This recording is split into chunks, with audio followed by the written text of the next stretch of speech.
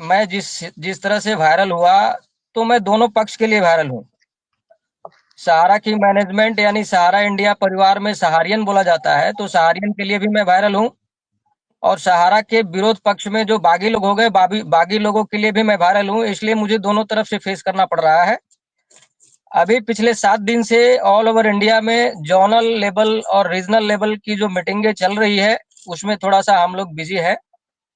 और जहां तक सहारा का अस्तित्व का सवाल है, बहुत सहारा की अस्तित्व को लेकर के सवाल खड़ा किया जा रहा है कि सहारा का अस्तित्व क्या है।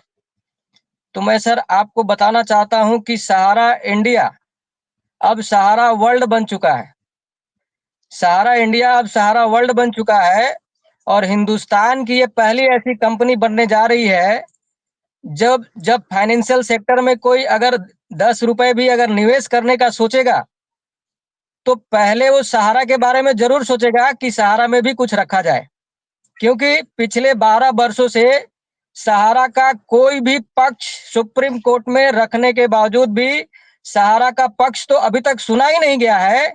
सिर्फ और सिर्फ सहारा को पैसा जमा करने के लिए बार बार सुप्रीम कोर्ट के ऑर्डर को कंप्लाई करने के लिए 2012 से लेकर आज तक कहा गया है। सहारा का पक्ष सुना नहीं गया है, जो कि अब बहुत जल्द सहारा की पक्ष को भी सुना जाएगा। और तथाकथित जो सहारा के ऊपर फ्रॉड और चीट का जो आरोप लगाया जाता है, उसका खुलासा होगा। सहारा अपने आप को एक ऐसा कॉरपोरेट साबित करने जा रहा है इस देश में कि सबकी मुंह बंद हो जाएगी और आंख फटे के फटे रह जाएंगे।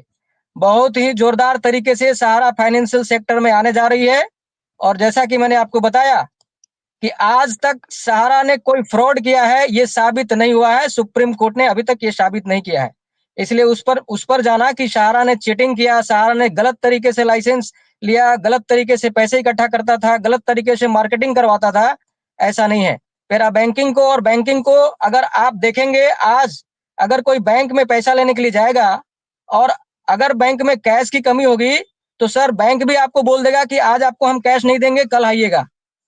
इसलिए पैरा बैंकिंग में जहां तक लिक्विडिटी का सवाल होता है, तो जो बैंकिंग में काम करते हैं वही आपको समझा सकते हैं, समझ सकते हैं कि किस तरह से लिक्विडिटी रहता है।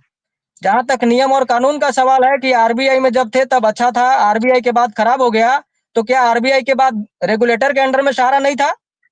क्या बिना रेगुलेटर का सहारा काम कर रहा था?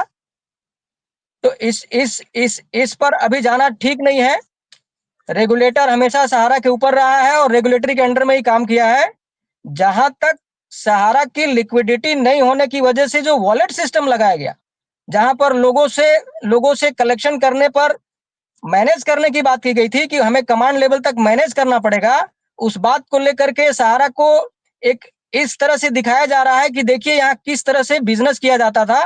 तो वो एक मजबूरी था, मजबूरी में एक वॉलेट सिस्टम लगाई गई थी और कुछ दिनों के लिए लगाई गई थी।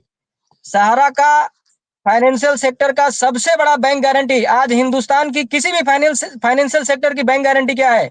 ये शुभम कुमार अपने आप को बहुत बड़ा कॉर्पोरेट का जानकार बोलते हैं। जरा ये मुझे बताएं कि कौन सी ऐसी फाइनेंशियल सेक्टर है जिसका बैंक गारंटी 1 लाख करोड़ से ज्यादा है? किसी भी एक कंपनी का नाम बताएं जिसका बैंक गारंटी 1 लाख करोड़ से ज्यादा हो। सहारा इंडिया परिवार का सबसे बड़ा बैंक गारंटी एमबी वैली है। और अगर कोई भी लाइसेंस सहारा को आरओसी दिया हो, एमसीए दिया हो, या हम सहारा इंश्योरेंस सेक्टर में 2004 में ही उतर गई थी। क्या किसी को पता है कि सहारा का खुद का लाइफ इंश्योरेंस था? सहारा इंडिया हिंदुस्तान की पहली ऐसी कंपनी है जिसका खुद का लाइफ इंश्योरेंस था। क्या सहारा को ऐसे ही लाइफ इंश्योरेंस का सर्टिफिकेट मिल गया था, लाइसेंस मिल गया था? कुछ तो देखा होगा गवर्नमेंट ऑफ इंडिया। ऐसे तो सहारा को लाइफ इंश्योरेंस बिजनेस करने के लिए नहीं मिला था लाइसेंस। और 1986 से लेकर के 2007 तक जो सहारा को अवार्ड मिला है, उसको भी देखने की जरूरत है कि सहारा को इतने सारे अवार्ड कैसे मिले थे।